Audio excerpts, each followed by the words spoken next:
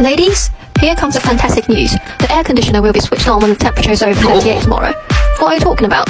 It's not a good news, isn't it? It feels like working a boiling pot. Do you know what's the temperature today? It's 37.7. You just want to piss me off, do you? Well, it's not up to my call to decide how the hot weather is. The Bureau of Meteorology has the final say. Oh, by the way, the new batch of products has just arrived and the factory manager has asked you to give a test.